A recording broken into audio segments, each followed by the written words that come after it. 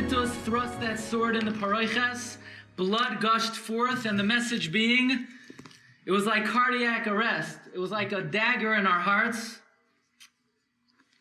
And then we move on to a more intense period of mourning, the 9 days. We don't eat meat, we don't do laundry, we don't bathe. Then we come to Shvuah Shechal by Tisha B'Av, the week that Tisha B'Av falls out on, and it's like Shiva, Layaleinu. It's like mourning for a dear relative. And then comes Erev Tisha B'Av, and the final Suda, the Sudas HaMafsekes. And Chazal tell us at that Suda, it's like Meisai Muta Lefanav. It's like the body sitting in front of you. And then comes the most wretched day of the Jewish calendar. The day of tears, the day of mourning, Tisha B'Av. Tisha B'Av is such a wretched day that the Navi Yirmiyah, who was born on Tisha B'Av, cursed the day of his birth. First Beis HaMikdash, second Beis HaMikdash. The Mishnah says at the end of Tainus, 5 tragedies happened on Tisha B'Av. 1295, Jewish community of England was expelled. France was expelled on Tisha B'Av. Of course, the Spanish explosion was Tisha B'Av. World War I breaks out on Tisha B'Av. And you would expect that after 3 weeks, and then 9 days, and then the week of Tisha B'Av, and here we are, it's the worst day of the year. It's after Meisai Muta Lefanav. You would expect that we sit on the floor and we mourn the entire day. But we have this really strange practice. That comes midday, we get up and we get off the floor and we put on our tefillin and it's like it's all over. What kind of practice is this? On Tisha B'Av, to get off the floor, you can't even give it 24 hours. Give it a day, please. I mean, that's it. A few hours in the evening, a few hours in the morning, and it's all over. We're sitting on chairs listening to lectures. What kind of practice is this? Tisha B'Av is a very difficult day. Every year we read the Kinnos, and we try our best to feel the pain. We try to connect with the tragedies, and at times we're sensitive to it. And we're moved, and we feel the tsar, but we all know that our hearts are so hardened and so coarsened, and we're so jaded. What do kinnos mean to us? What is their significance? What is their relevance? How does a Yid, how does a Jew in 2017 connect to the Tisha B'Av service? Rabbi Beryl Wein tells a story that in 1994 he moved to Eretz Yisrael, he made Aliyah, and being very courageous, he musters up the guts to try to get an Israeli driver's license. Now you have to know most Americans flunk the driving test first time around. And the halacha in Israel is that the tester cannot let on how you're doing and whether you passed or failed. And somehow during Rabbi Wein's driving test, the tester sort of lets on, Rabbi, you know you're a pretty good driver. So Rabbi Wein says, really, what exactly impresses you with the way that I drive? He said, well, Rabbi, you do something that nobody does. You see, most people, they just get in the car and pull right out. But you did something unique. First, you looked in the rear view mirror, and you made sure there was no oncoming traffic, and only then you pulled out. Moreover, Avoisai, that is exactly the problem with contemporary society. Most people think the world began like 20 years ago when Bet Gavriel was built, and it started on 108th Street, and it started somewhere in Kew Garden Hills like 25 years ago, and that's Jewish history. And if a person moves forward without looking back at the past, they're doomed for disaster. We can only be successful in this world if before we pull ahead and know where we need to go, we need to know where we're coming from, what we've endured, what we've suffered. Because if we know where we're coming from, then we could figure out what our role is, what we need to do, and how we're going to get there. And that is the vital role of Tisha B'Av and the kinnos that we recite on Tisha B'Av. I'm going to try to be brief. I know the schedule is behind.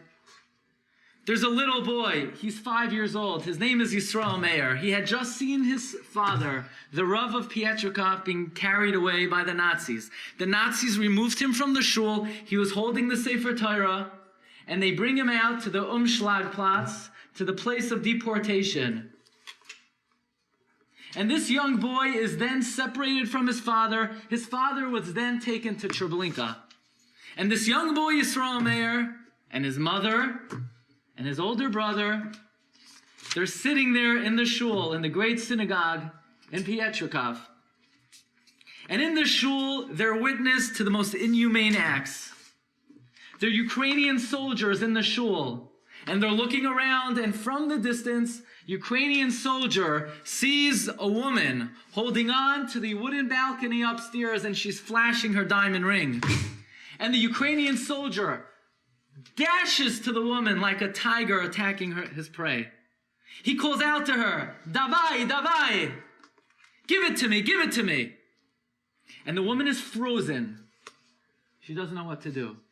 And he pounces on her. He throws her to the ground. He stomps on her with his nail boots, and he rips the ring off the finger. That's what the atmosphere was like in this shul in Pietrikov.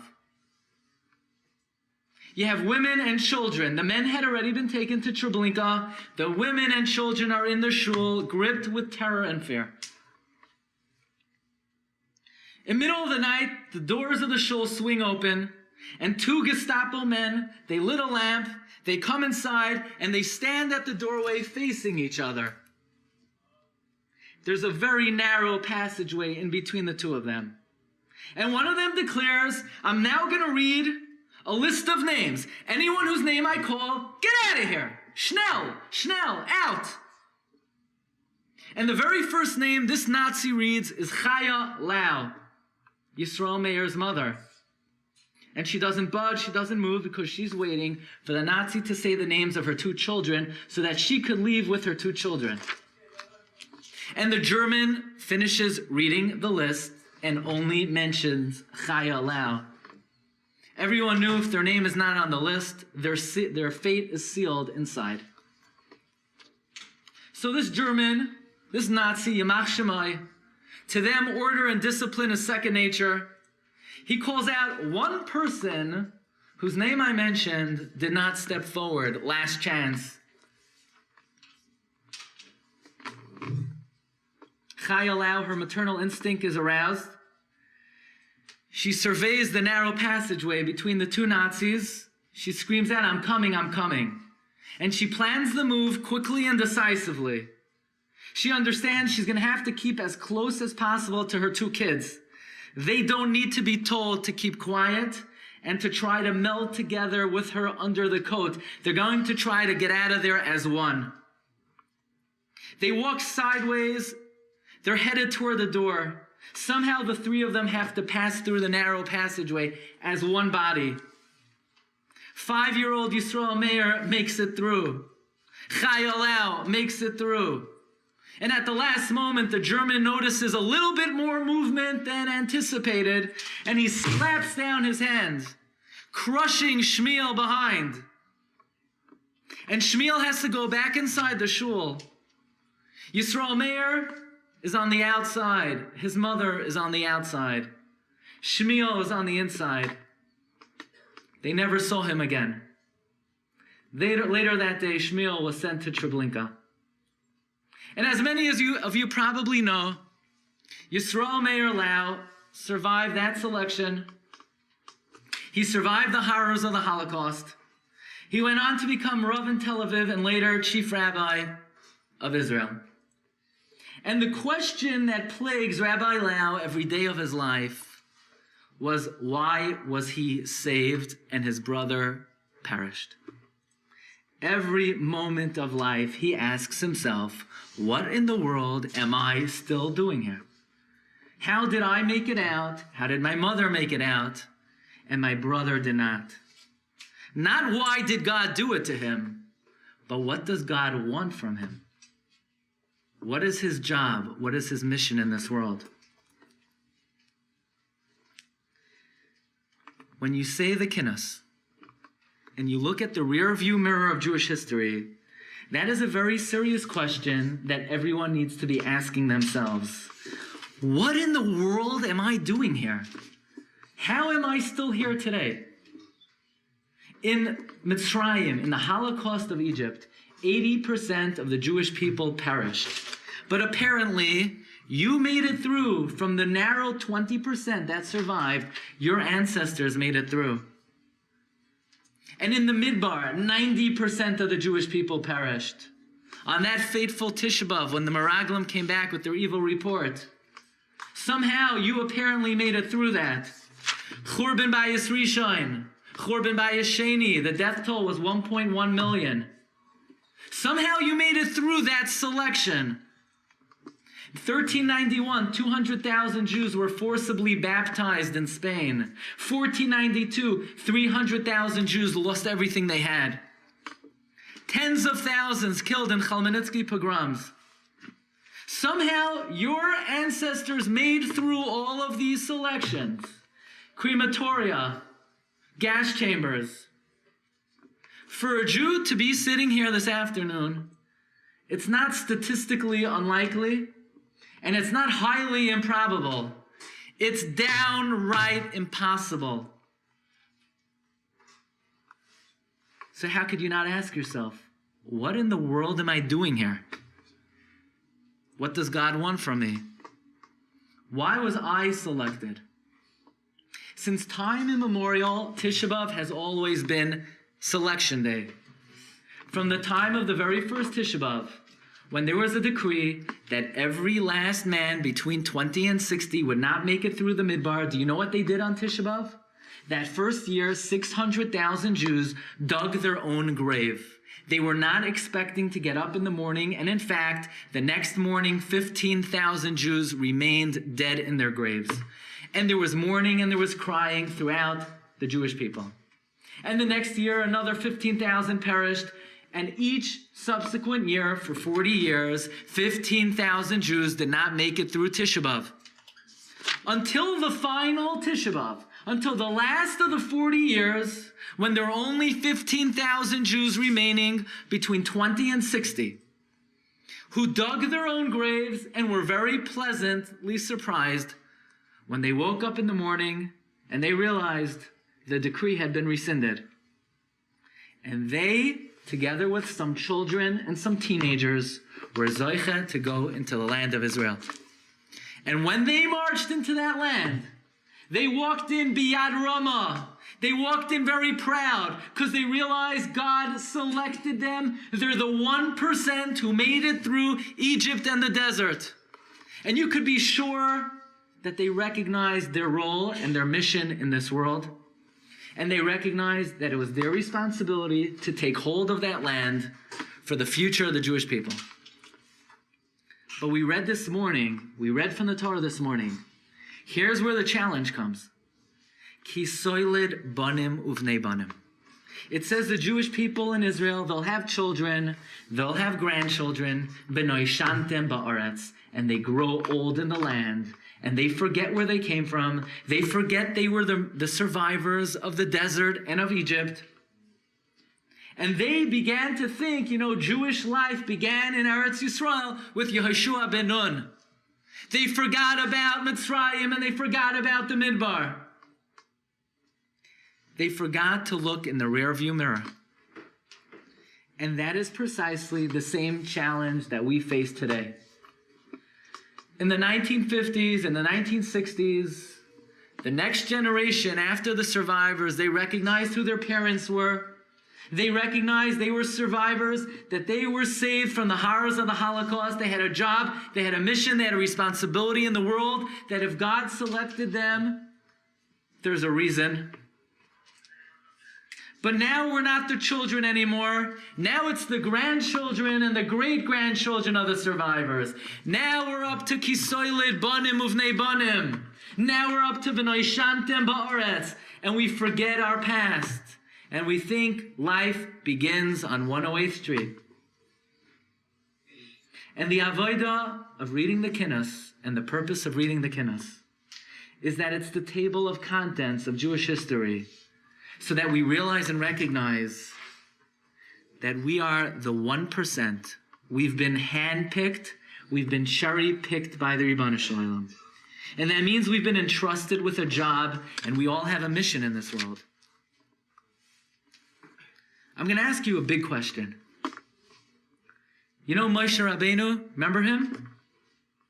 Could someone please tell me why in the world we call him Moshe? That ain't his Jewish name. That's the name, the daughter of Parai, who when she came down to the waters of the Nile, she sees him resting in the crib that his mother made for him so that he's not devoured by the crocodiles. And the pasuk says, "Vatikra Shemoi Moshe ki min hamayim shisihu." She calls him Moshe because she drew him forth from the waters. That wasn't Moshe's Jewish name. Lahavdil, that's like calling him Kevin, Eric, Jeffrey. That's not the name he was given at his bris milah. At his bris milah, his mother said, Avigdor, Yekusiel, Yehoina son. Why in the world are we calling him Moshe? And that's not the only question. God calls him Moshe. You know, Moshe, he's the typical Jewish son-in-law. He's working for his father-in-law in the family business of shepherding. And one day he's tending to the sheep, and he sees this bush. And the bush is burning. And it burns, and it burns, and it burns, and it burns. In fact, Chazal say that bush was burning for a very long time. And a lot of people saw that bush. And you know what they said? Wow, that's funny, the bush is burning. And they went on with their merry lives. But Moshe said, Asura nava ere hamara hagadol hazeh madua lo yivar hasneh. Moshe said, what's going on over here? Why is the bush not consumed? Let me take a minute off. I know the market is still open. But let me just stop for a moment. Madua lo yivar hasneh. And God comes and he says, attaboy. I've been looking for a guy that stops. I've been waiting for somebody who takes a minute off. Vayikra loy mitoy chasneh, Moshe, Moshe. So God calls him Moshe. Why is God calling him Moshe? It's his non-Jewish name. Call him a Hebrew name. Call him Avigdor, Yekusiel, Yehoina son. I have a friend in yeshiva. His name is Ezra Gwertz. He's the grandson of Rabbi Beryl Wein. He sent me a clip of some type of message Rabbi Wein gave over maybe at a family gathering. And he answered this question based on something that happened to him. Rabbi Wein says, to make a long story short, whenever he goes to Yerushalayim, he always visits Yad Vashem, the Holocaust Memorial. And one year he was told that there's a new museum, there's a new memorial in memory of the 1.5 million Jews who were killed in the Holocaust. Now, the number 1.5 million is impossible to fathom. So let's say take about 1,000 rooms of people like this, and then do it another 10 times, and then we're getting there. So there's a Jew in Beverly Hills. His name is Spiegel, Hungarian Yid. 70 years ago, he goes into Auschwitz with his wife and his 5-year-old boy. 10 months later, he comes out all by himself. He comes to the US, he comes to LA, he's a very successful entrepreneur. He owns tremendous real estate holdings. He comes to Yad Vashem, he says, here's $4.5 million. I want to sponsor a memorial for my son, but not just my son, for the 1.5 million children killed in the Holocaust. And since then, he's given over $10 million to keep it up and to endow it. And Rabbi Wein says he goes to the museum with his preconceived notions of what a museum is supposed to look like. Probably there'll be a video there, and posters, and pictures, and pamphlets, and books, and statistics, and he's completely dumbfounded by the experience that he saw. You walk into a room 8 to 10 stories tall, 30 times the size of this room. And the room is pitch black. It's so dark you can't put one foot in front of another. It's palpably black. You could feel the darkness. V'yamesh choshech. And it takes time for your eyes just to adjust to the darkness. And then after you rub your eyes and your eyes adjust, and you look in the center of the room, and you see there's one candle that's lit in the room. And by the genius of the designer and the architect of this museum, by reflections and by mirrors, the one candle becomes 1,000,000 pinpoints of light in that sea of darkness. So you see millions of specks of light in the all-pervasive darkness. And there's a voice heard over it. And there's a tape that plays. And all the tape does is the tape recites names. Hillel Cohen, 3 years old, Vilna. Miriam Goldberg, 7 years old, Sarajevo. Names, names, names, endless names until you can't bear it anymore and you run out of the room. And Rabbi Wein said that when he left that room, there's one thought that sticks with him. Hey, I didn't hear my name. I'm of age. I didn't hear my name on the tape. And I said to myself that if my name is not on that tape, then I'm going to do something with my life. I'm not going to give up and fade away in the darkness. If I could take another boy in my yeshiva, then I'm going to do it. And if I could learn another Blat Gemara, I'm going to learn it. And if I could go to another Shiur, I'm going to go. And if I could give another $1 to tzedakah, I'm going to give it. If my name wasn't called. And then, says Rabbi Wein, I realize why the Ribbon Shalom calls him Moshe. Every time God called him Moshe, he reminded him, you should have been eaten by the crocodile. You should have been drowned in the Nile. And I yanked you out. You could have been shared the fate of the other tens of thousands of Jewish boys who didn't make it through. Moshe, Moshe! You're lucky you're here. And then Moshe has no choice but to say, okay, God, you got me. Hineni. Let's do something. Let's get something done. And then I realized that if you read your kinnis carefully and you say the 45 kinnis, going back thousands of years, tragedy after tragedy, Churban Rishon, Churban Sheni, crusades, pogroms, Holocaust. How can you not ask yourself, so what in the world am I doing here? How am I not one of those kinnis? How can we not hear the call? Moshe, Moshe, I yanked you out of 45 matzavim, 45 tragedies. Can we get something done? Can we do something? Marva Rabbi, we're in the last generation, we're the Dor Achron. It's us. No one else is left. 99.9% of Klal Yisrael did not make it ad hayom.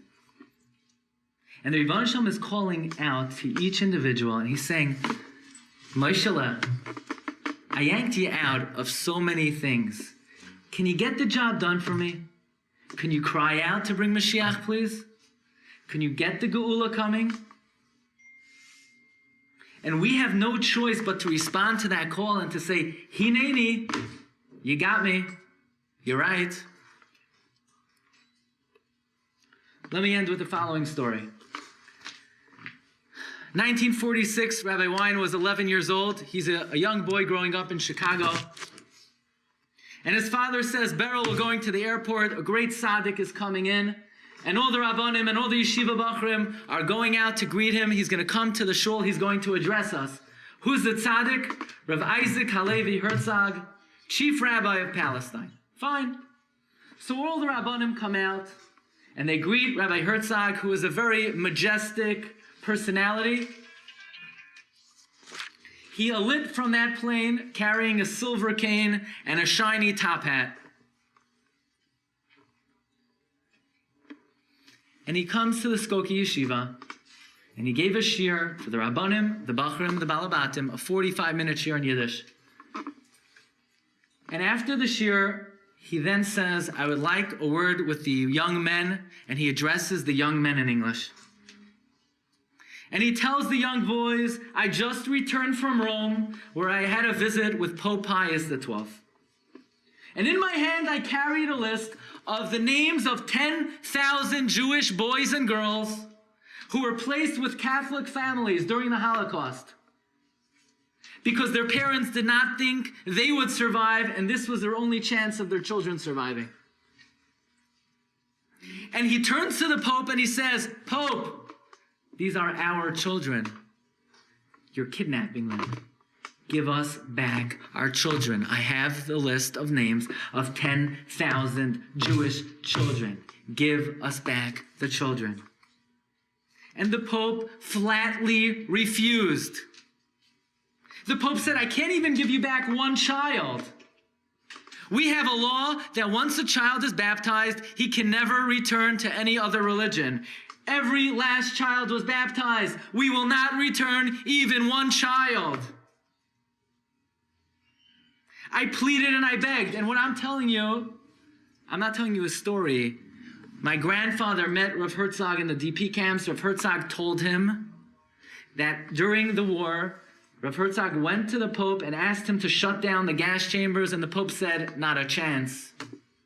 And then after the war, Rav Herzog went back to the Pope to get access to these 10,000 kids, and he was flatly refused. And this tzaddik Rav Herzog, he's sitting there in front of these 200 Bachrim. He puts his head down on the lectern, and he wept like a baby bitterly. He says, Rabbi Wein, I was never so frightened in my life. The shul was silent. And then that great rabbi raises his head defiantly, and his face was beet red. He looked like a lion. And he cried out to the young men in the shul, there's nothing that I could do for these 10,000 children. They're lost forever. But young men, what will you do for the future of the Jewish people? How are you going to rebuild the Jewish people? What are you going to do for your children and the children of Klal Yisrael? Says Rabbi Wein, afterwards we filed by this tzaddik, and he looked each and every one of us in the eye and he said, you heard what I said? Are you going to forget what I said? Don't ever forget what I said. And Rabbi Wein writes that his entire life he's haunted and inspired by the words of Rav Herzog. And whenever he's discouraged, and whenever he's disheartened, and whenever he wants to put down the pen, all he could think is the words of Rav Herzog, what are you going to do for the future of the Jewish people? We just spent the morning saying kinnis. We are the 1% of the Jewish people that remains after thousands of years. Do you hear the cry? Do you hear the call of the Ribbono Shel Olam? Moshe, Moshe, I yanked you out of the Nile. I saved you from the crocodile and the waters. Can we get something done, please? Can you get the job done?